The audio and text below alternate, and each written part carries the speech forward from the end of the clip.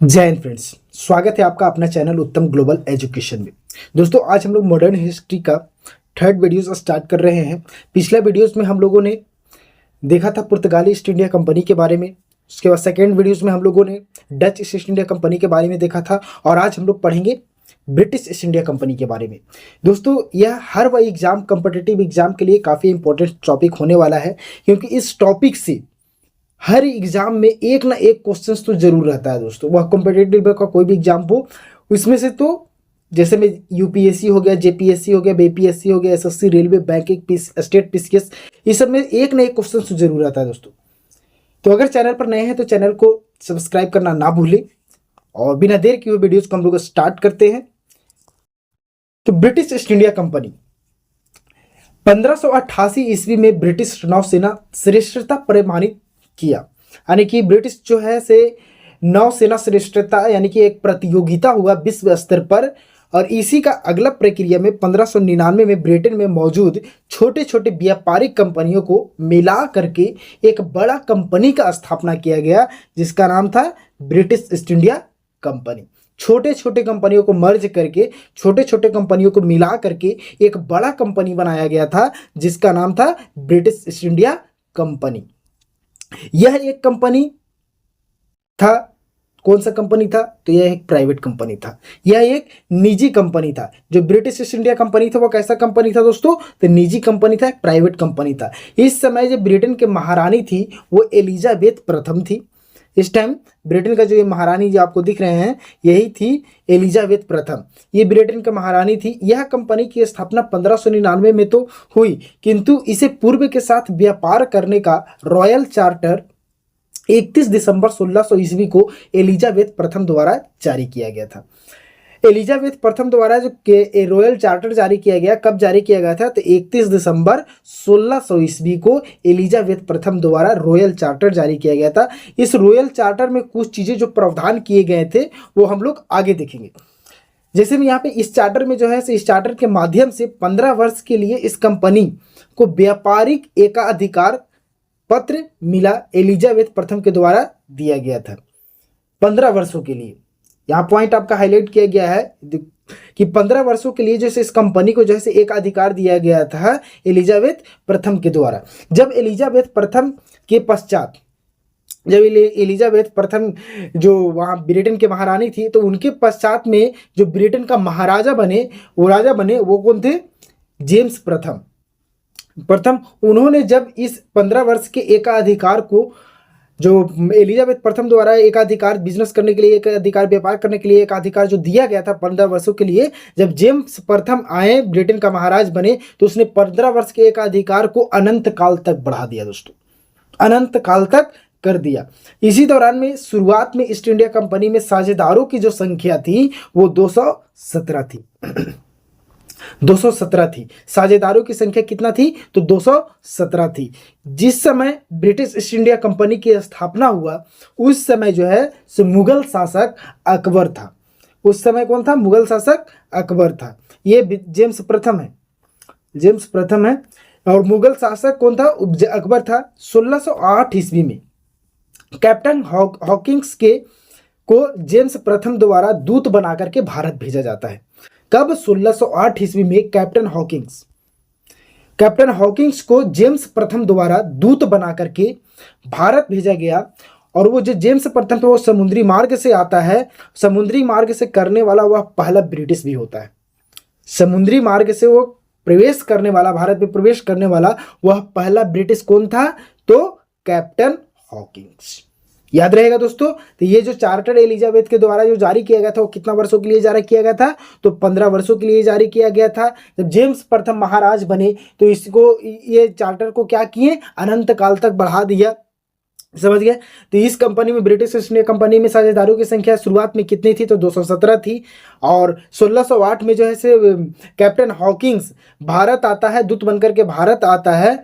और इसको जो है से क्या बोला जाता है कि पहला ब्रिटिश भी, पहला ऐसा ब्रिटिश जो था, जो पहला ब्रिटिश व्यक्ति था जो जिसने क्या किया? समुद्री मार्ग से भारत में प्रवेश किया था। कैप्टन हॉकिंस तुर्की और फारसी भाषा का विद्वान व्यक्ति था। कैप्टन जो हॉकिंस था वो तुर्की और फारसी भाषा का ये विद्वान व्यक्ति था। ये दोनों भाषाओं को इसके पास जानकारी था, दोनों भाषाओं के इसके पास नॉलेज था।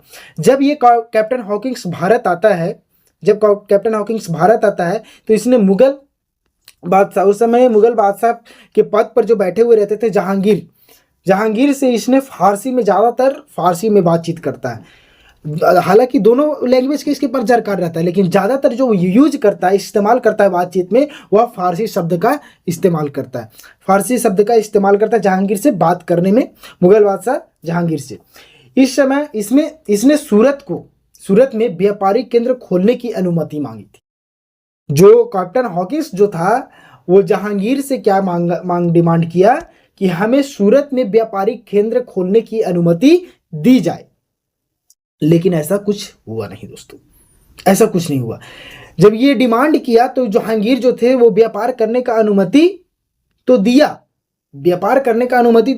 बट व्यापारिक केंद्र खोलने का अनुमति नहीं दिया था दोस्तों। वहां पर व्यापारिक केंद्र खोलने का अनुमति नहीं दिया था। 1611 में, नेक्स्ट पॉइंट हम लोग देखेंगे, 1611 में मसूली में ये फैक्ट्स है कि 1611 में मसूलीपट्टनम में ब्रिटिश ने अपना पहला अस्थायी व्यापारिक केंद्र स्थापित किया। अस्थायी व्यापारिक केंद्र वहां पे खोला कब? 1611 ईस्वी में। कहां पर खोला था? तो मसूलीपट्टनम में। कैसा व्यापारिक केंद्र था? अस्थायी व्यापारिक केंद्र। 1611 ईस्वी में ब्रिटिश द्वारा पुर्तगालियों को सवाली के युद्ध में पराजित करने से जहांगीर प्रसन्न हुआ। 1611 में ही जो है से पुर्तगालियों को ब्रिटिश ने क्या किया था? पुर्तगालियों को पराजित किया था। कौन सा युद्ध में? सवाली का युद्ध में, जिसे देख करके जहांगीर जो है से प्रसन्न हुआ, खुश हुआ। इस समय ब्रिटिश अधिकारी मिडल्टन मुगल बादशाह जहांगीर से भेंट किया।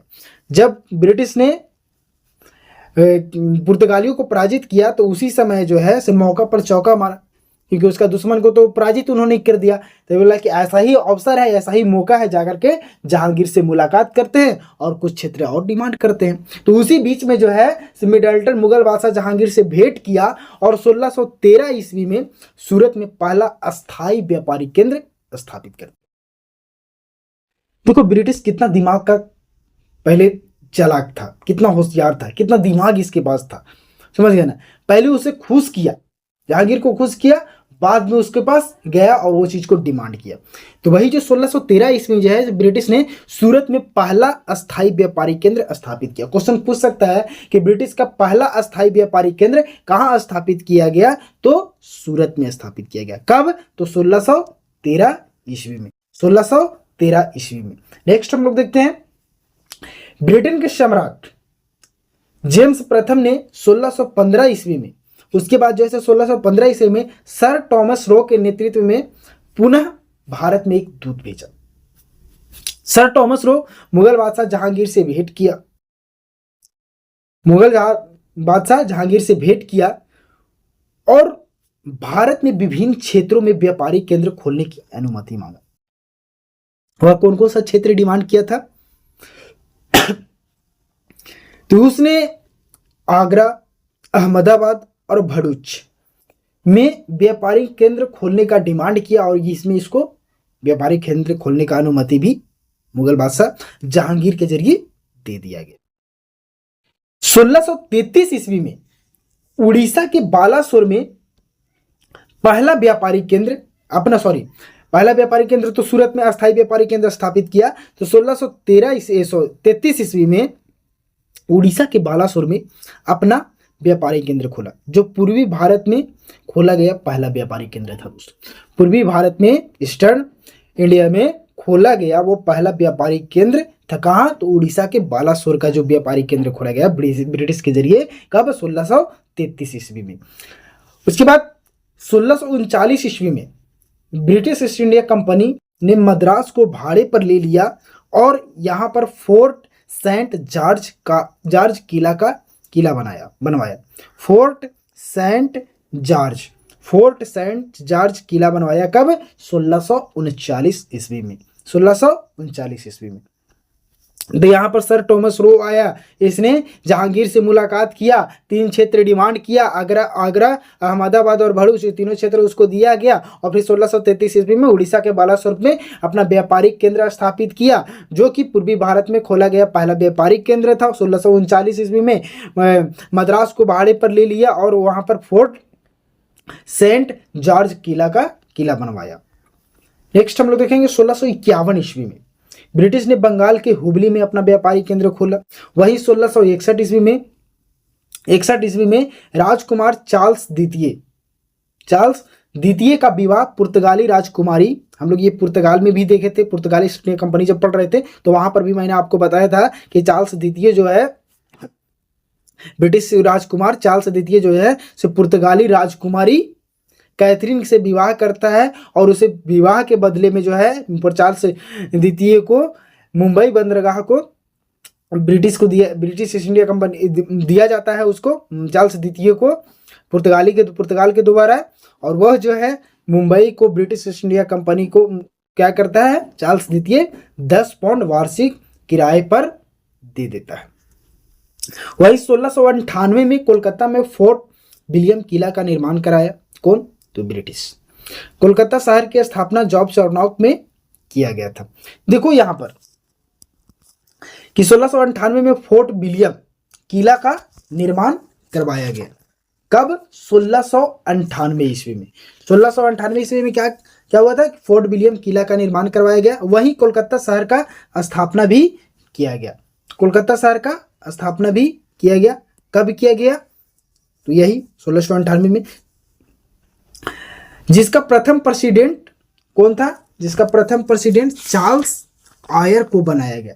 जिसका प्रथम प्रेसिडेंट चार्ल्स आयर को बनाया गया। चार्ल्स आयर को बनाया गया। 1717 में फर्रुखशेर ने अंग्रेजों को व्यापारिक छूट दे दिया। इसे अंग्रेजी साम्राज्य का मैग्ना कार्टा भी कहा जाता है। इसे अंग्रेजी साम्राज्य का क्या कहा जाता है, मैग्ना कार्टा भी कहा जाता है। 1717 में देखो इसका पर यहाँ पर ये थोड़ा सा एक स्टोरी है इसका कि 1717 में मुगल बादशाह फर्रुखशेर का सफल इलाज जो है सो डॉक्टर हैमिल्टन द्वारा किया गया था, जिसे मुगल बादशाह प्रसन्न होकर के ब्रिटिश कंपनी को सुविधा के लिए एक फरमान जारी किया था कि ब्रिटिश कंपनी को व्यापारिक लाभ हो सके। इस फरमान के माध्यम से कंपनी को जो है से लाभ भी मिल सके। तो उसी को जो फरमान जो जारी किया गया है उसी को जो है से मैग्ना कार्टा का अर्थ होता है यानी कि बहुत ही बहुमूल्य चीज की प्राप्ति। मैग्ना कार्टा का अर्थ होता है क्या, बहुत ही बहुमूल्य चीज की प्राप्ति। तो यही पर जो है इस शाही फरमान के जरिए जो है से ब्रिटिश को बंगाल से 3000 रुपये के बदले निःशुल्क व्यापार करने की अनुमति दे दिया। वहीं सूरत से 10,000 रुपये के बदले निःशुल्क व्यापार करने का अनुमति दे दिया। मुंबई में टकसाल ढालने का अनुमति दे दिया। इस फरमान के जरिए ये सारा कार्य किया गया था। उमर्स नामक यहाँ पे आपको हाईलाइट किया गया है कि उमर्स नामक इतिहासकार जो थे से मैग्ना कार्टा का संज्ञा दी थी। 1757 में प्लासी के युद्ध के बाद अंग्रेज बंगाल के क्षेत्र पर अप्रत्यक्ष रूप से शासन करने लगा। इस युद्ध के कारण अंग्रेज को बंगाल में पैर जमाने का मौका मिल गया। हम लोग नेक्स्ट में जब पढ़ेंगे प्लासी का युद्ध पढ़ेंगे तो वहां पर डिटेल से जानेंगे बंगाल विजय कैसे, बंगाल का विजय में भी इसको हम लोग देखेंगे। 1759 में अंग्रेजों ने बेदारा के युद्ध में डचों को पराजित किया, ये हम लोग पीछे देखे थे। 1760 ईस्वी में वाडीवास के युद्ध में अंग्रेजों ने फ्रांसीसियों को पराजित किया। तो ये हमारा टोटल का टोटल था क्या चीज, ब्रिटिश ईस्ट इंडिया कंपनी के बारे में। दोस्तों अगला हम लोग पढ़ेंगे डेनिश और फ्रांसीसी। वो डेनिश और फ्रांसीसी दोनों को एक ही वीडियो में हम लोग कवर कर लेंगे क्योंकि डेनिश थोड़ा सा छोटा टॉपिक है और फ्रांसीसी दोनों को एक साथ में हम लोग कवर कर लेंगे। यानी कि हमारा फिर जो है कि पूरा का पूरा जो दोस्तों यूरोपीय कंपनी का आगमन कंप्लीट हो जाएगा। यानी कि भारत में यूरोपीय कंपनी का जो आगमन है, फर्स्ट टॉपिक जो हम लोग लेकर के चल रहे थे वो सारा का सारा कंप्लीट हो जाएगा। फिर हम लोग नेक्स्ट टॉपिक की ओर बढ़ेंगे, बंगाल विजय।